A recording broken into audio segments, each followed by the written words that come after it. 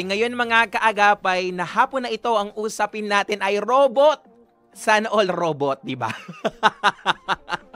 Alam nyo mga kaagapay, no, sa lahat na nagko-commute ngayon, siguro isa lang ang masasabi ko dahil bukas walang pasok, no? Ingat ka, dandaan mo ha, yung mga gamit mo na hindi mo nakikita, tiyakin mo na iyan ay nakatago. And at the same time mga kaagapay, sa mga tao po ngayon na nandiyan sa MRT, sa mga kaagapay natin na pilig pinagsisiksikan ng kanilang sarili sa bus at jeep. Nako kaagapay, ingat ka ha. Madaming nagaganap ngayon na iba't ibang budol-budol ha. Kaya naman this time mga kaagapay, maging maingat tayo. At sa lahat po ng kaagapay natin na nag-aaral, kaagapay, sama ka lang sa amin hanggang 1 oras dahil baka mamaya yung guest ko napakinggan mo na sa iba't ibang patalastas o napakinggan mo na sa iba't ibang anime. Naku po, kilalang kilala ang makakasama natin. At mga kaagapay, ang tanong ko sa'yo, naniniwala ka ba sa tulong na ibinibigay ng artificial intelligence at bakit? Muli mga kaagapay, ang aking pong question of the day, naniniwala ka ba sa tulong na ibinibigay ng artificial intelligence o AI at bakit? Yan mga kaagapay ang ating pag-uusapan sa hapon na ito. Kaya naman mga kaagapay, ano pang ginagawa mo?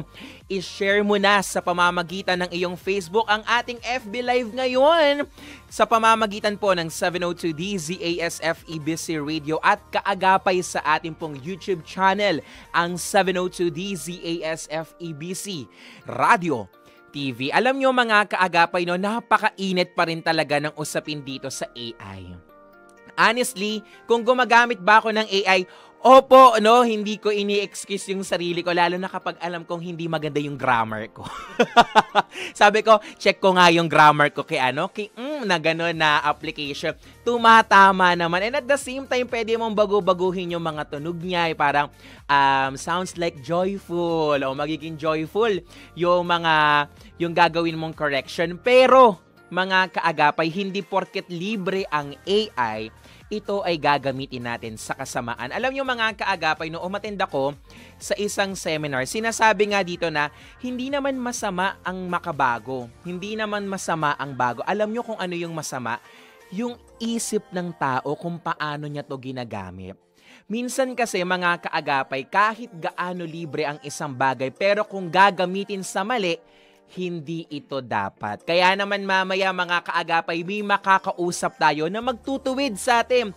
Paano ba ginagamit ang AI at dapat ba tong katakutan natin? Kaya naman mga kaagapay, eto na, babasahin ko na ang inyong mga tanong sa ating question of the day. Naniniwala ka ba sa tulong na ibinibigay ng artificial intelligence at bakit? Eto na, sagot ng ating kaagapay. Eto unang-una, sabi dito ni DCJ Sakalam daw, sabi niya, negative daw pag AI. Naku po, totoo kaya negative ba ang hatid ng AI? Dito sa mga kasama ko, gumagano na sila, nung umungiwi na. Gusto nang magsalita.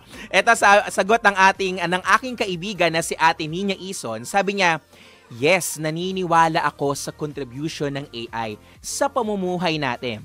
May pros and cons naman halos lahat ng bagay. Totoo yan. Kaya dapat mga kaagapay, maging matalino sa paggamit ng AI. Tandaan mo, huwag mong hayaang ang AI ang gumamit sa'yo.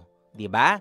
Eto mga kaagapay, sagot din ng aking kaibigan na si Dante Junior. Sabi niya dito, yes, dapat gamitin ito ng tama kagaya ng educational system para at least maraming student ang makapakinabang nito. Tapos,